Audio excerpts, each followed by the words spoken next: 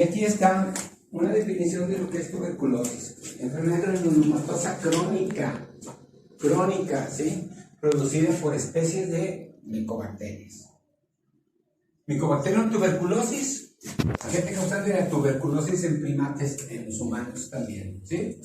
Mycobacterium bovis en otros mamíferos, en el resto de todos los mamíferos. Mycobacterium avium en las aves. Y esto no es específico, o sea, los humanos o los primates se pueden contagiar con Mycobacterium avium o con Mycobacterium bovis. Los perros que usualmente se contagian de Mycobacterium tuberculosis pueden contagiarse de Mycobacterium avium o de Mycobacterium bovis. No hay especificidad de especie. Se tienen que marcar las 3 especies, pero no son específicas de especie. ¿Sí? Bien.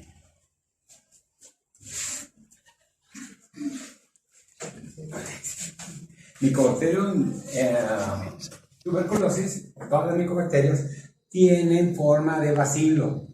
No producen esporas, carecen de flagelos y de cápsula, ¿sí? Son aerobios y no se tiñen por gramo. Son bacilos ácido alcohol resistentes, son BAC. Lo que explicamos con la Corynebacterium pseudotuberculosis, que se llamaba así, porque tenía abundantes micócidos, o sea, abundantes lípidos en su pared bacteriana. Es porque Mycobacterium tuberculosis, o todas las bacterias del género Mycobacterium, tienen abundantes lípidos en su pared bacteriana. Estos lípidos se llaman micócidos, ¿sí? Resisten la fagocitosis, no son destruidos y se pueden multiplicar adentro de los fagocitos, tanto afuera como adentro.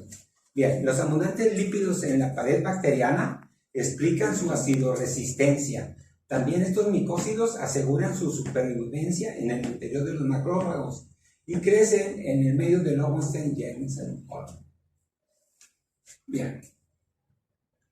Los bacilos tuberculosos resisten la desecación y sobreviven durante mucho tiempo en el suelo. Son destruidos por la luz solar, por la radiación ultravioleta y también por la pasteurización.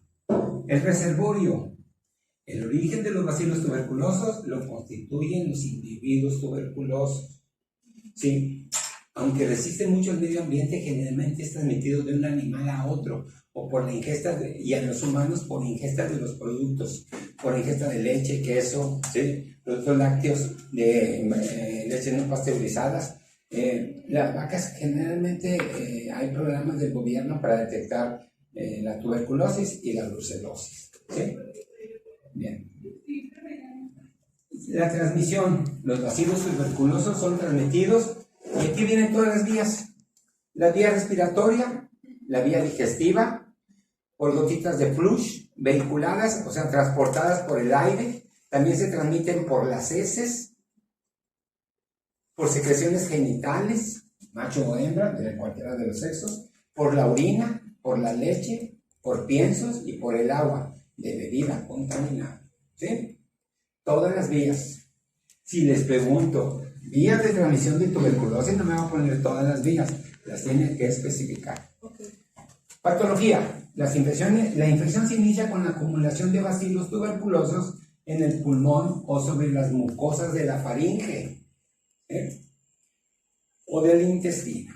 En los animales no expuestos con anterioridad, la multiplicación local tiene lugar cuando los macrófagos presentes ingieren a los microorganismos y la resistencia a la destrucción por fagocitosis permite su multiplicación, tanto adentro como fuera de la célula. Primero hay una acumulación, ¿sí? Llegan los fagocitos, fagocitan lo que pueden fagocitar, no los destruyen. Entonces el bacilo tuberculoso permanece en el foco infeccioso y entonces ahí se puede multiplicar afuera de las células, pero también se multiplica adentro de las células fagocíticas. Alrededor del foco inflamatorio, los microorganismos que se multiplican, se desarrolla una respuesta inflamatoria, un montón de células. Hay neutrófilos, hay eosinófilos, hay basófilos, hay macrófagos, ¿sí? Que no pueden hacer nada, ¿sí? Se desarrolla una respuesta inflamatoria. En el centro de la lesión aparece una necrosis gaseosa. La necrosis gaseosa se refiere a una licuefacción de las proteínas.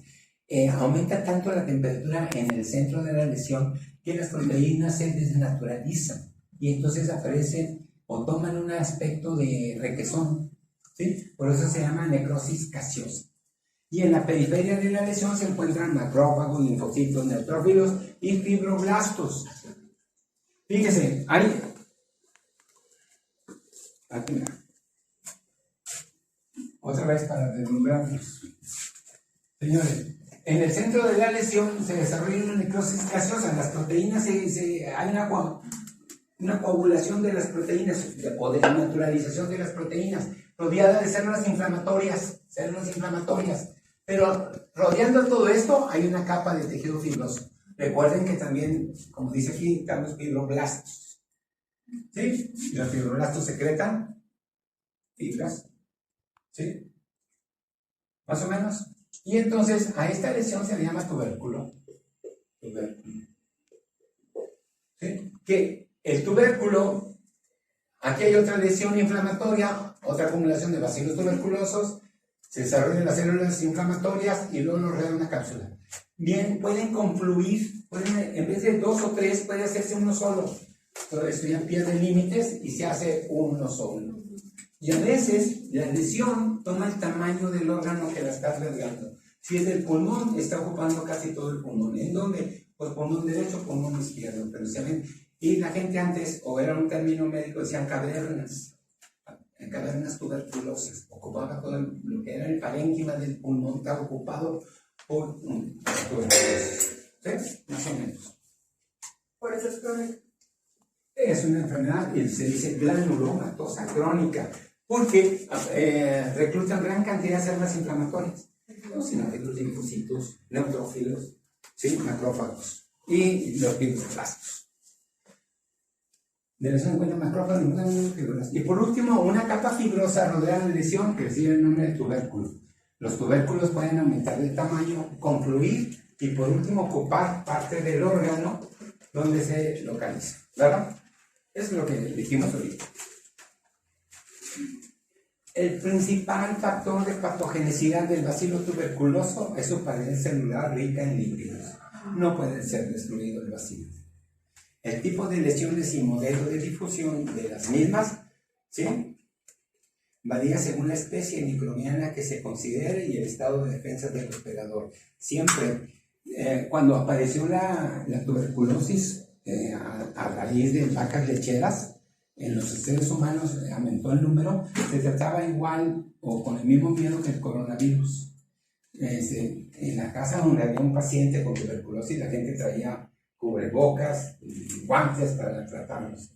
Actualmente no, porque se sabe que el padecimiento está ligado a periodos de inmunosupresión. O sea, si yo estoy mal alimentado, me faltan algunos nutrientes y mi sistema inmune no está apto, yo puedo adquirir en un cine, en una fiesta, en un camión, en una congregación de personas, puedo padecer, puedo infectarme con el bacilo de tuberculosis y padecer tuberculosis. Pero es el sistema inmune el que lo mantiene a raya.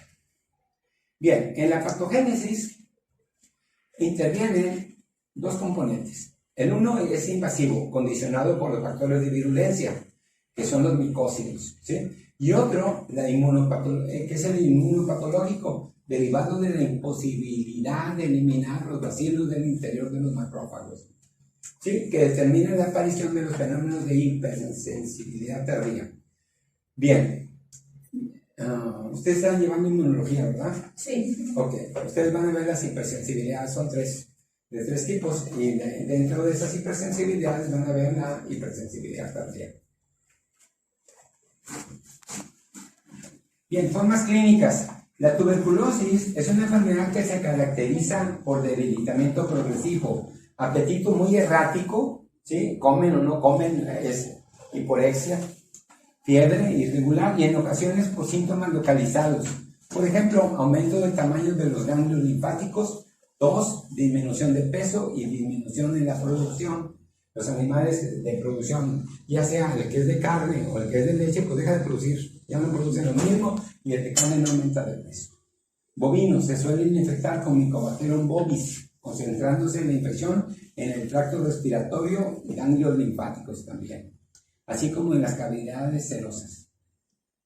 Se diseminan vía hematógena, afectando al hígado y a los riñones. El útero también puede actuar como vestíbulo de infecciones al feto. También ocurre infección de la ubre.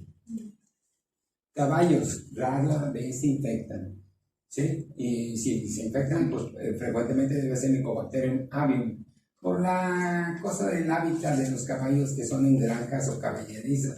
Y generalmente en los techos de paja que hacen, abundan mucho muchas arañas, sobre todo las capulinas. Esas arañas que se denominan capulinas son venenosas. A veces pican a los caballos y mueren. Sí, cuando caballerizas que tienen techos de paja, o las granjas con techos de paja.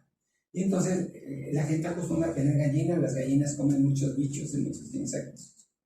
Entonces, por eso se dice, infecta más frecuentemente con Mycobacterium avium.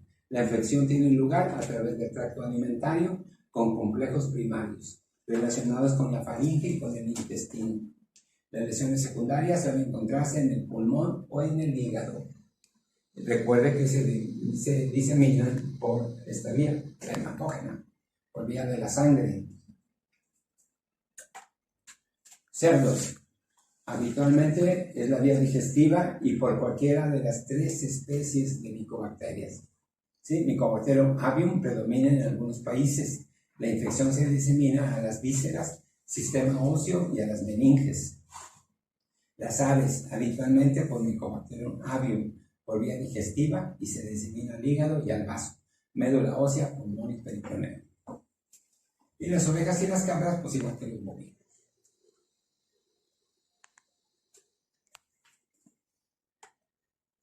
Perros y gatos se infectan con facilidad por Mycobacterium bovis, rara vez con Mycobacterium avium, y también son susceptibles a Mycobacterium tuberculosis. La localización intestinal y abdominal es la más frecuente. La periostitis inespecífica que afecta a los huesos largos es común en perros. Hay un engrosamiento del periósteo. Bien. Vamos a ver el diagnóstico. El diagnóstico nos basamos en la hipersensibilidad tardía que muestran los animales afectados con tuberculosis. Y se usa la prueba de tuberculina. Se llama tuberculina o PPD. Generalmente es una proteína purificada del parásito, ¿sí? Entonces, de ahí se toma una proteína del bacilo tuberculoso, ¿sí? Se inyecta al animal, se inyecta 0.1 mililitro de tuberculina en una zona del cuerpo donde no se pueda rascar. Generalmente es en la vulva o en el pliegue del ano, ¿sí? El chiste es que no se puedan andar rascando, o en la tabla del cuello. ¿Sí? Diagnóstico. Cuando la tuberculina o PPD se administra por vía subcutánea o intradérmica, es intradérmica, ¿sí? Muy pocas veces se va a administrar subcutánea, porque vamos a formar una pápula, ¿sí? Por eso es entre los pliegues de la piel.